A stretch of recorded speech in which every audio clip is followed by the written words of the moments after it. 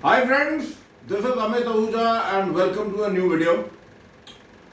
और जो आज का वीडियो है एक तरीके से कंटिन्यूएशन है जो पिछली बार मैंने वीडियो छोड़ा था, जिसमें मैंने आपसे अर्ज किया था कि जब तक आप किसी गाड़ी को लोड में नहीं डालोगे तब तक आपको फॉल्ट्स नहीं आएंगे।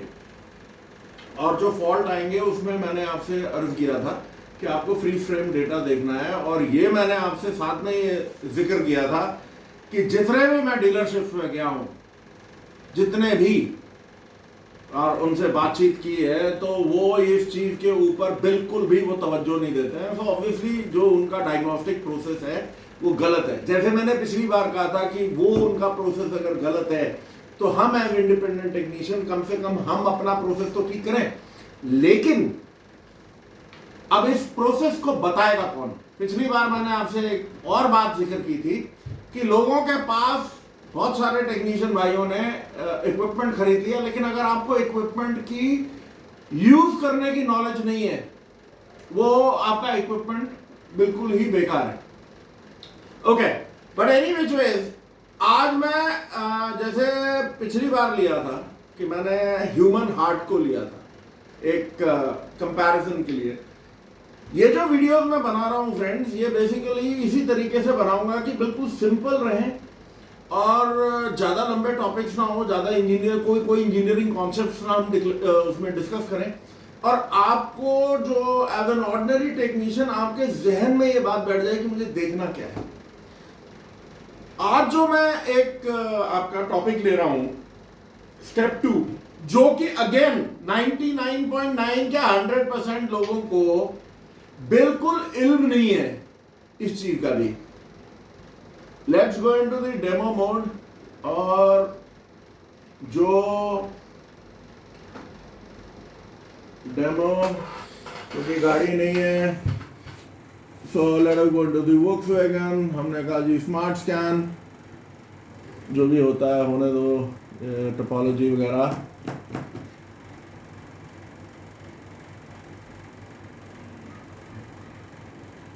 ओके, अब हमने कहा कि we going to the ECM, ठीक है, एंटर। हमने आज तक पिछली बार हमने रीड डीटीसी किया था एंड नॉर्मली हम लोग क्लियर डीटीसी करते हैं, लेकिन ये जो डेटा स्ट्रीम है, ये हम में से कितने लोग पढ़ते हैं? और बात यह है, पढ़ते हैं, और द क्वेश्चन इज क्या पढ़ते हैं, क्या पढ़ रहे हैं। तो मैं आपको फ्रेंड्स एक छोटा सा एनालिसी देता हूं कि जो हमारा जो गाड़ी है, जाकिर इधर, ये जाकिर साहब हैं, ये 28 साल के हैं, हेल्दी जवान लड़के हैं।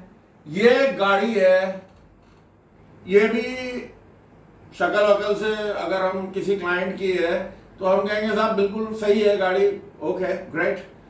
अब बात यह है जो हमारी गाड़ी है और ह्यूमन बॉडी है, अगर आप इस चीज को अपने जहन में रखेंगे तो लाइव डेटा को समझना बहुत आसान हो जाएगा।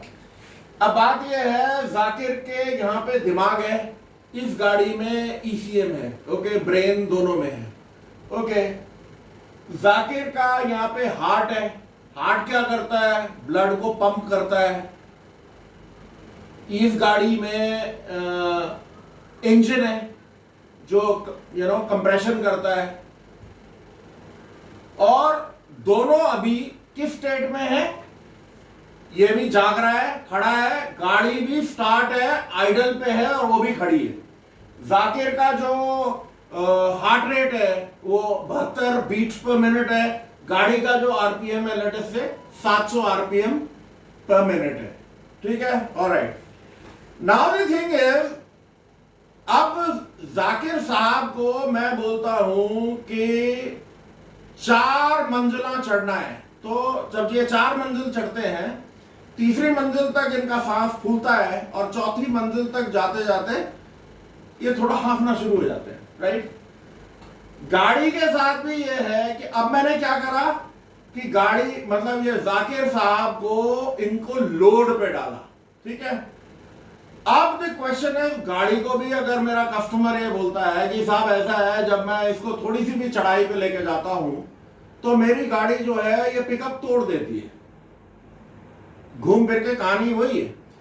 नाउ द पॉइंट इज, हर बार क्या मैं ये बोलूंगा कि जाकिर के मेरे को हार्ट का टेस्ट करना है?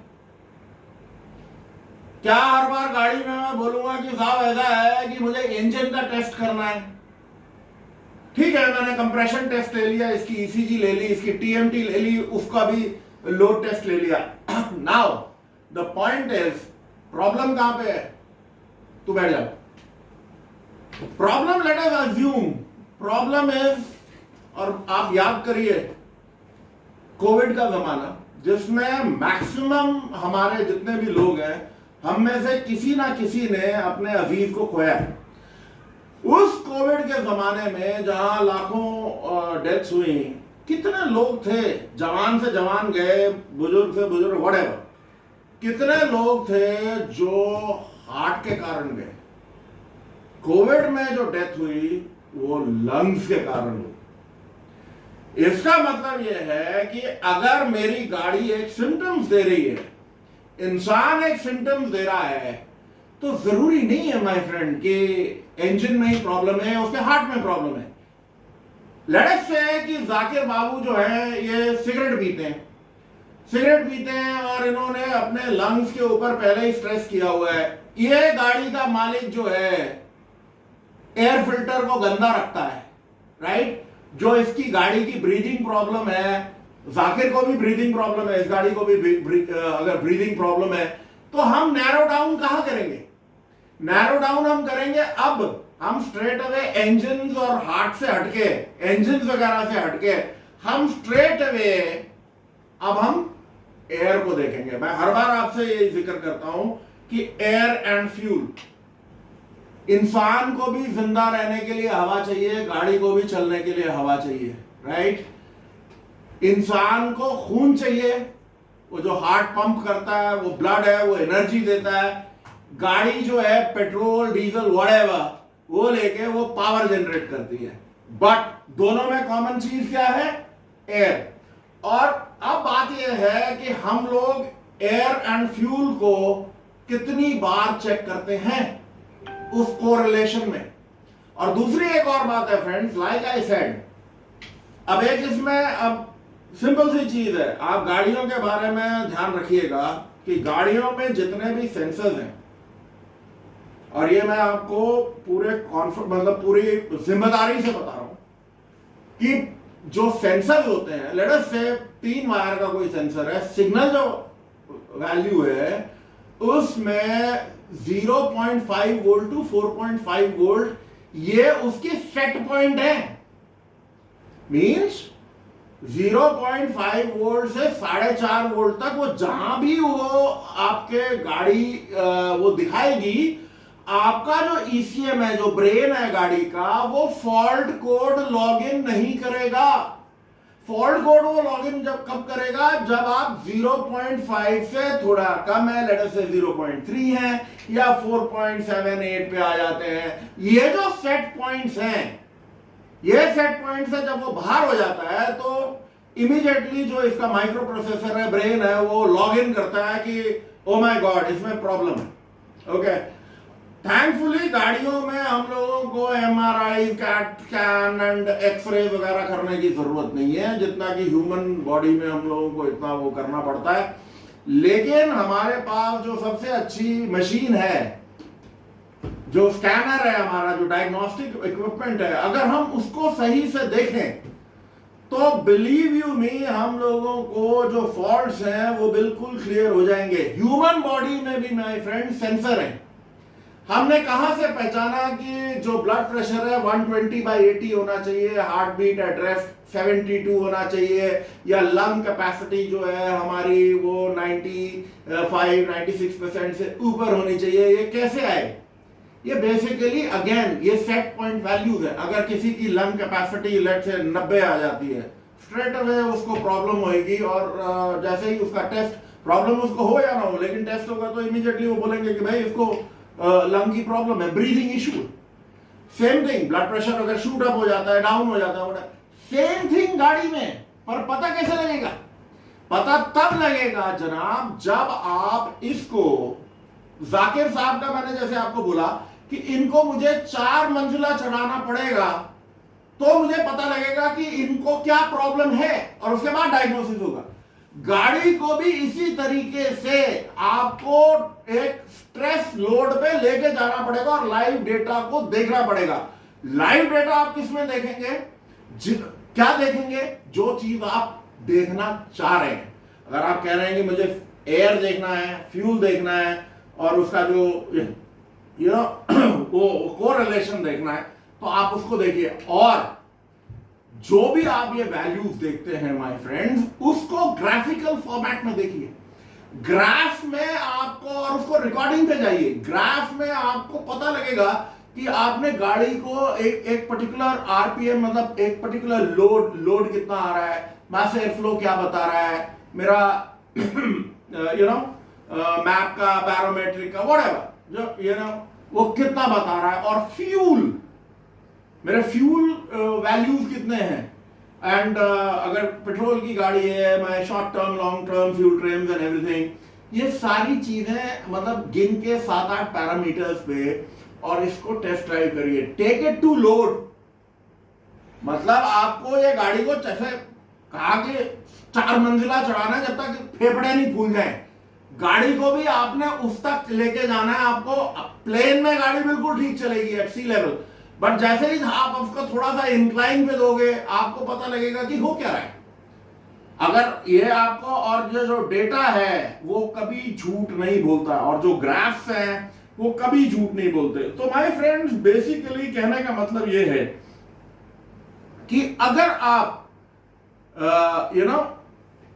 इन चीजों को अपने जहन में डाल लोगे एंड एक माइंड में बना लोगे कि यार इंसान को जिंदा रहने के लिए क्या चाहिए, अपने को भाई हवा चाहिए, अपने को दिल धड़कना चाहिए, अपने को खाना चाहिए, उसमें उसको क्या चाहिए, उसको भी हवा चाहिए, उसको भी कंबशन के लिए फ्यूल चाहिए। और एंड जो प्रोसेस है आपका, वो जितना आप सिंप्लीफाई करेंगे उतने अच्छे आप डायग्नोस्टिशियन बनेंगे। सो बेसिकली जो थिंग है, लाइक आई सेड, जरूरी नहीं है कि हर बार चेक इंजन लाइट जलेगी, जरूरी नहीं है कि आपके गाड़ी में आपको दिखेगा। मैंने जैसे बोला सेट पॉइंट्स हैं, और वो माइक्रो कंट्रोलर तब तक आपको, जो भी इसका माइक्रो कंट्रोलर है, वो तब तक आपको फॉल्ट कोड लॉग इन नहीं करेगा जब तक आप सेट पॉइंट से अलग नहीं हो जाएंगे। सो लेट अस से एक O2 सेंसर है नैरो बैंड, और वो आपका, हम बोलते हैं कि 100 मिली वोल्ट से लेके 900 या 800 मिली वोल्ट तक जंप करना चाहिए, लेकिन वो भाई 200-300 मिली वोल्ट से लेके 600 मिली वोल्ट तक ही जाता है और ऊपर नीचे आ जाता है। तो क्या गाड़ी में कोई फॉल्ट आएगा? नहीं आएगा। परफॉर्मेंस में प्रॉब्लम आएगी? डेफिनेटली आएगी। आपका जो मास एयर फ्लो है, वो जो एयर वो ब्रीथ कर रहा है, उसमें दिक्कत है तो डेफिनेटली प्रॉब्लम आएगी। एंड आपको पता लग जाएगा। थोड़ा सा प्रैक्टिस, और थोड़ा नहीं, बथेरी प्रैक्टिस और बथेरी मेहनत अगर आप करेंगे, आप बहुत अच्छे डायग्नोस्टिशियन बन जाएंगे। सो अगली जो वीडियोस हैं, मैं इसी तरीके से सेंसर्स के ऊपर भी बात करेंगे। तो we'll take just 1 or 2 sensors, उसमें फॉल्ट कोड क्या आता है, low input, high input, implausible, intermittent, whatever, short to ground, short to positive, ये सारी चीजें हम लेंगे 1 by 1। लेकिन बेसिकली कोई फॉल्ट तब तक लॉग इन नहीं होगा मेरे दोस्तों, जब तक कि हम इस गाड़ी को स्ट्रेस पे नहीं डालेंगे। सो we'll keep the video till here and keep the comments coming in। Comments आप डालते रहिएगा। कुछ चीज आपको अच्छी लगे तो बता दे, बुरी लगे तो बता दे। So till we meet up again, this is Amit Ahuja. Take care. Bye bye.